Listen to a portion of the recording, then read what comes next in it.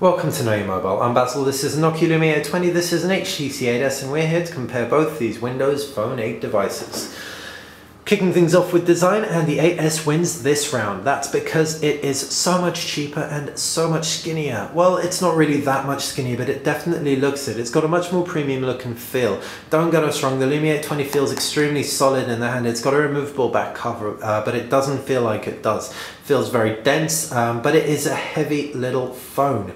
The HTC 8S, however, manages to hide its thickness. It is actually on paper thicker than it feels, and that's because it's got some really smart contouring of the back plastic on the back. The sharp corners give it some nice touches in terms of aesthetic quality, and it definitely feels very, very premium despite the £180 price tag off contract. Yes, you heard right. Moving on to screen though, and it's less clear cut. Both pack WVGA displays, however Nokia Lumia 820 packs an AMOLED display with more eye-popping colours. It's also 4.3 inches, so it's larger and easier to do things like typing on. The 4-inch display on the HTC 8X is LCD, so that has its advantages. Whites are a little bit purer, text looks a little bit sharper with the smaller display, meaning you get a higher PPI. But having said that, viewing angles are very tangibly inferior. Let's do that from the home screen. Very, very tangibly inferior to the Lumia 820, as is brightness and outdoor viewability. As far as user interface goes, and this is a very, very clear-cut area, Nokia win out thanks to all the applications that they throw on board.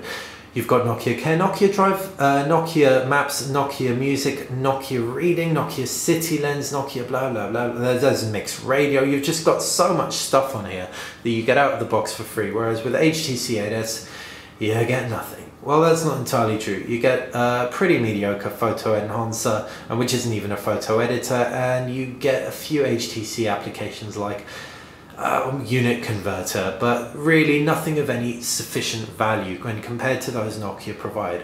Otherwise, Windows Phone 8 is exactly the same across both devices.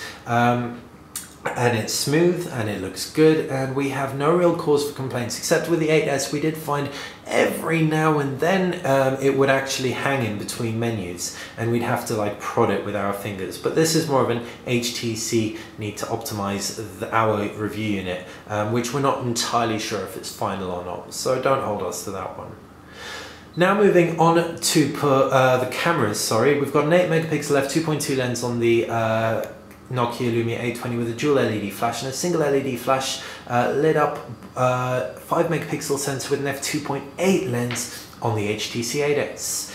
As far as performance goes, very, very comparable to be honest. Despite the megapixel difference, despite the aperture difference, we had some really, really great results on the HTC 8S. We can jump into some for you quickly. As you can see, you're able still to get some really decent macro results despite the high aperture. Nighttime performance, not all that bad at all. And yeah, the flash lit up our Christmas tree. The Lumia 820 performed well, don't get us wrong, but it just doesn't compete with 8 megapixel snappers on Android, and we don't know why. In fact, it's the same sensor as was on the Nokia N9, and we're pretty sure that performed better because we did a direct comparison with the Lumia 800 and the N9, and the 800 really, really sucked by comparison. So Nokia need to optimize this sensor, this lens with Windows Phone a little bit better.